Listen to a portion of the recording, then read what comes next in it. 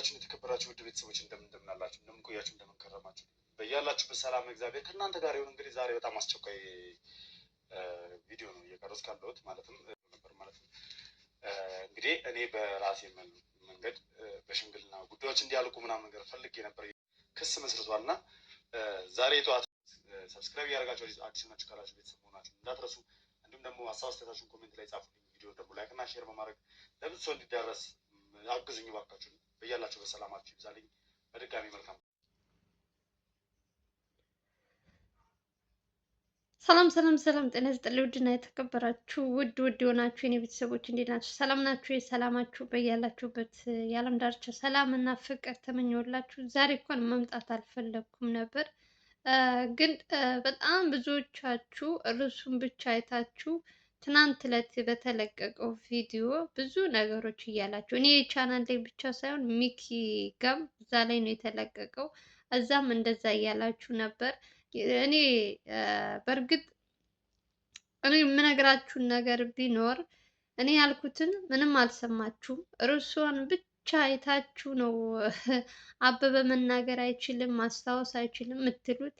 እኔ ያልኩት የአበበ ቤተሰብ የቤተሰብ ነን ያሉ ሰዎች ካሳ ጠየቁ፣ ያለዛ እሱን ካልከፈላችሁ ሚኪ ከእስር ቤት አይወጣም አሉ ብዬ ከሚኪ እንትን ላይ የሰማሁትን መጥቼ እኔ ነገርኳችሁ። እናንተ ደግሞ በሌላ ተርጉማችሁ ሚኪ እንዴት ማን ነው አበበ መናገር አይችልም ተብሎ የለም ወይ እንዴት ነው ምናምን እያላችሁ ብዙ ጥያቄዎች እየጠየቃችሁ በውስጥ ሁሉ እየጠየቃችሁ ነው። እና ጠቅለል አድርጌ ለመመለስ ያክል ነው። አብዛኞቻችሁ ርዕስ ብቻ አይታችሁ ነው የምትጽፉ። ውስጥ ላይ ቪዲዮውን ምንድነው የሚለውን እስከ መጨረሻ ሳታዩ ርዕስ ትጽፋላችሁ። እና እኔ ብቻ አይደለም እኔ ቤት ብቻ ሳይሆን ሚኪ ጋም ስላየው ነው ብዙ ኮሜንቶች እንዴት መናገር አይችልም አልተባለም ወይ ማስታወስ አይችልም ምናምን እያላችሁ ነው።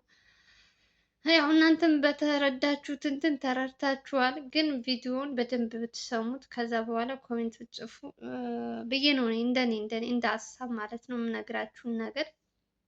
እኔም ያልኩት እንግዲህ እስካሁን ድረስ ቤተሰብ ነን ምንድነን ያለ ሰው አልነበረም። አሁን ለገንዘቡ ሲሉ ቤተሰብ የሚለው በዝቷል። ቤተሰብ ነን ብለው መጥተው ሚኪን ከእስር ቤት እንዲወጣ ከፈለጉ ይሄን ያክል ብር ክፈሉ ብለው ጠየቁ ለልዑል ብዬ እኔም ከነሱ የሰማሁትን መጥቼ ቪዲዮ ሰርቼላችሁ ነበረ። ብዙዎቻችሁ ሰዎች በጣም ግራ ተጋብታችኋል። እና ትክክለኛው ይሄ ነው። አበበ ሳይሆን ካሳ የጠየቀው የአበበ ቤተሰቦች ናቸው። በደንብ እንድትሰሙልኝ ለሁላችሁም ፕሊዝ ሼር አድርጉና እነ እንትና ጋርም እየሄዱ ኮሜንት የሚጽፉም እንዲሰሙት። አበበ በእርግጥ እንግዲህ እሱን መድኃኒዓለም ነው የሚያውቀው፣ ውሸቱም ይሆን እውነቱም ይሆን በእነ ልዑል ላይ እየቀለደባቸውም ይሁን ታሞ ይሁን አላቀለትም። ስለሱ እኔ እሱ ፈጣሪ ነው የሚያውቀው። ግን ሰውየው ምንም ማስታወስ አልችልም ምናምን ይላል። ግን እንትኖቹ ሲመጡ በደንብ እንትን ይላል። ይሄን እንኳን ተውት፣ ለራሱ እንተወው። በኋላ ራሱ ሰው የዘራው ነው የሚያጭደው የተባለው ራሱ ይደርስበታል፣ የተመኘውን ይሰጠዋል። በየቀለደ የሚሆን አላቅለትም። አንደኛ ነገር እናንተ ራሱ እንትን ስታዩ ሰው እግሩ ተመቶ እንዴት ነው ማሰብ ምንድን ነው ማስታወስ እንትን የሚለው እያሾፈባቸው ነው እንጂ እንዴት ነው እግሩን ተመቶ ምንም ነገር ማስታወስ አልችልም ማለት ምን ማለት ነው? እንደዚህ ይፈጠራል ነገር እኔ ስላልገባኝ። ለምሳሌ የመኪና አደጋ ቢደርስብሽ ወይ ጭንቅላትሽ ጋር ወይ የሆነ እንትን ብትባይ ኦኬ ማስታወስ አይችልም ይባላል። ይሄ ሰውዬ አንድ እግሩ ነው የተመተው። ግራ ነው እኔ ራሱ ግራ ገብቶኛል። ግን ካሳ የጠየቁት እንድትረዱልኝ የምፈልገው የእሱ ቤተሰብ የተባሉት ናቸው። እዚህ ውስጥ እናቱ ደግሞ የለችበትም። እናቱ እስካሁን ድረስ ከልዑል ጎን ናት። እንደውም እናቱ ያለውን እሳቸው የሚያውቁትን ያበበ ንብረት እያንዳንዱን ተሰርቆ እንደመጣ ልጄ ይህ ሁሉ ንብረት እንደማያፈራ አውቃለሁ፣ ይህ ሁሉ ነገር የት ምን ሰርቶ አመጣው ብለው ለልዑል ከዚህ በፊት አንድ ሳምንት ይሆነዋል ይመስለኛል። ልዑል ጋር ተለቆ አይታችሁታል። ያው መደጋገም ስለማልፈልግ ነው። ሁሉንም ነገር ተናግረው ነበረ በዛ ሰዓት ማለት ነው። ስለ ልጃቸው፣ ስለ አስተዳደጋቸው አይደለም ይሄ ሁሉ ንብረት ቤት መኪና ሊኖረው ይቅርና የሚበላው የሚቀይርበት እንኳን የሌለው ሰው ነበር። ግን በትንሽ ጊዜ ይሄ ሁሉ ንብረት አፍርቶ ሲያዩ እናቱ የገዛ እናቱ ራሱ አላመኑበትም የአበበን ንብረት እና አሁን ላይ እናቱ ሳይሆኑ ካሳ የጠየቁት እንግዲህ አክስት አጎት ነኝ ምንድን ነኝ ምናምን ቤተሰብ ነን ምናምን የሚሉ ሰዎች ናቸው። እንግዲህ በአባቱ የሚዘመዱ ቤተሰቦች ናቸው ነው ያለው ልዑል። ሲጀመር 05 ሳንቲምም አይሰጣቸውም። ሚኪ እውነት ስለይዞ ስንት ስላለ እነ ልዑል ጠበቃውም እንግዲህ አዲስ ነገር እንትን እያለለት ነው ለሚኪ በዋስ እንዲወጣ ማለት ነው። የተቻለውን አበበ ብዙ ነገሮች እንትን እየተባሉበት ነው። አንደኛ ነገር አበበ ሰው ሲመጣ ሌላ ይሆናል፣ የእሱ ቤተሰብ ሲመጡ ደግሞ ጤነኛ ይሆናል እና ይህን ነገር ሁሉ እንደ ማስረጃ እንትን ብለው ሚኪ በዋስ እንዲወጣ እያደረገ ነው የሚኪ ጠበቃ ማለት ነው። እነ ልዑልም እንግዲህ በተቻላቸው አቅም እሱን ለማስወጣት ብዙ ነገሮች እያደረጉለት እያገዙት ነው።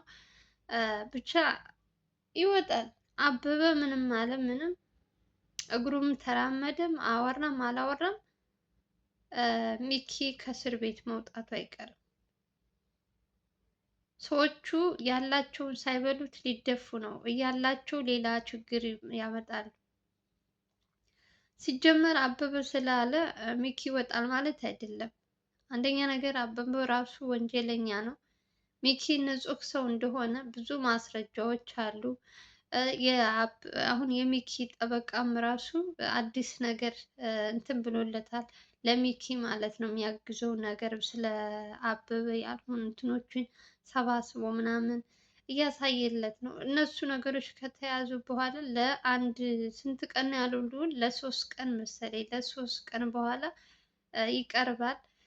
ከዛም በኋላ እንግዲህ ነገሮች እንዴት እንደሚሆኑ እንግዲህ እስኪ እናያለን። ብቻ ይወጣል ብሏል ልዑልም እንደ እግዚአብሔር ፍቃድ ትንሽ ጊዜ ነው እንጂ ይወጣል። ጠበቃው እያንዳንዱን እንትን በየጊዜው ብዙ ነገሮች እንትን እያስተካከለለት ነው ስላለ ምንም ችግር የለውም። ስለ አበበ አታስቡ ለማለት ያክል ነው። አበበ አለ አላለ 05 ሳንቲም አይሰጣችሁም። ለቤት አሁን እነዚህ ዘመድ የተባሉት ራሱ እስካሁን ድረስ ማንም ሰው ዞር ብሎ አላየውም። አሁን ንብረት ቤት ምናምን አለው ስለተባለ ነው እንግዲህ ሰውየው ይሞታል ብለው ይሆን አላቅም፣ ለውርስ ፈልገው ይሆን አላቅም።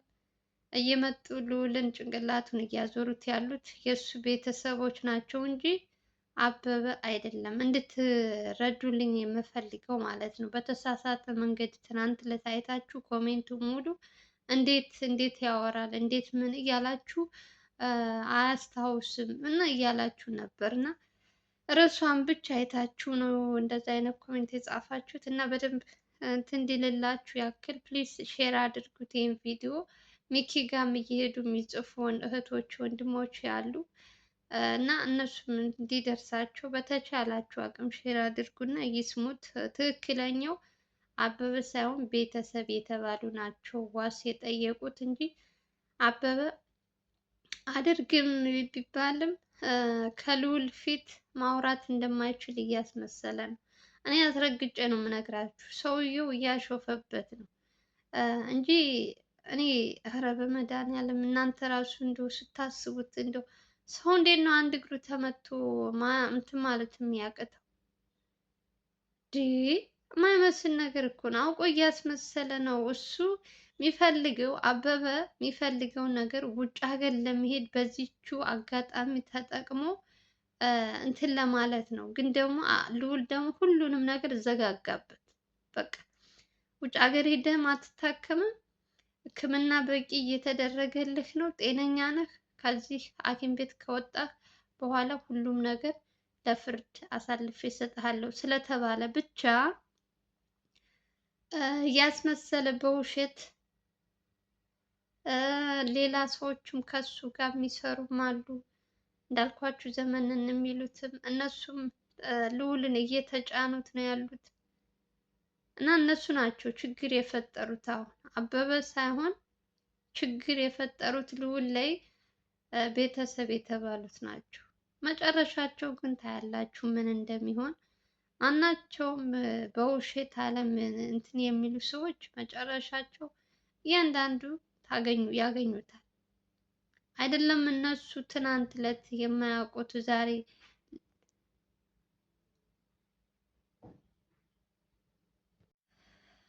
እና ለማንኛውም ያበበ ነገር ይሄ ነው እውነቱ ማለት ነው። ሌላው ደግሞ የምነግራችሁ ነገር በአቤል ማለት ነው። አቤል አልኩኝ ብሩክ ማለቴ ነው። ሶሪ በብሩክ ብሩክ ሰውየው እንግዲህ ይሄ መድኃኒት ቀማሚ ምናምን የተባለው ሰውዬ አይታችኋል እንግዲህ ብዬ አስባለሁ። ለልጁ ወጥመድ ለማዘጋጀት ይሆን እዛ ቦታ አለ ተብሎ እንግዲህ ልጅቷ የገዛ ልጁ የሰውየው ልጅ ብሩክን ወጥመድ ውስጥ ለማስገባት ሆን ብለው እንደባለፈው እጁን መልሰው እንትን ለማስባል እሱም አንደኛ ነገር በጣም ይቅርታ አድርጉልኝና አይታችሁት ከሆነ እንደኔ በጣም እየተደፋፈረ በጣም እየተቀራረባቸው ሰው የራሱ ህይወት አያሳስበው።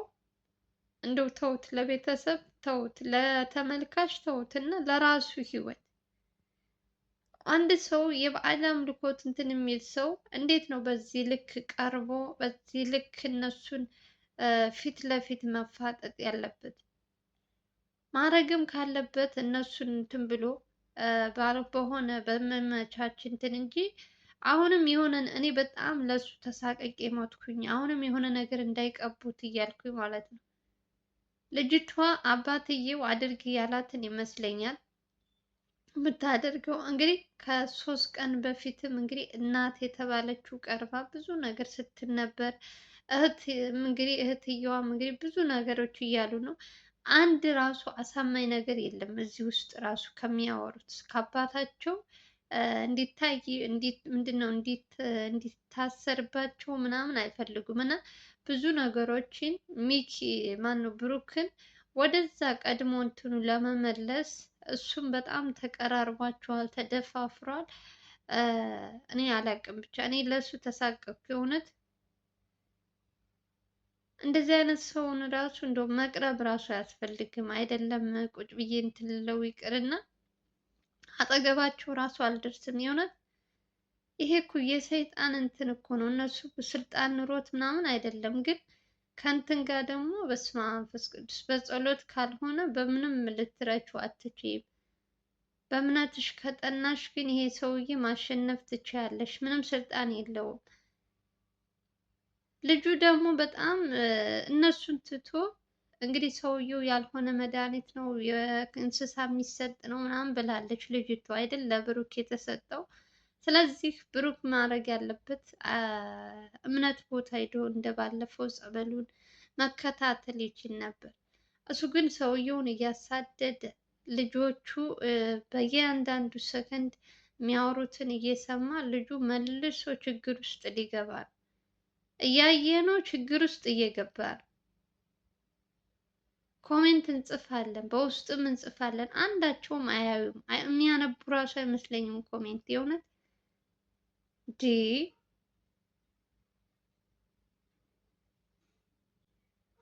ወይኔ እኔማ በጭንቀት እኮ በቃ የሆነ ነገር እንዳያደርጉት እያልኩ በጣም ነው የምፈራለት የእውነት ተሳቀቅኩ ለሱ።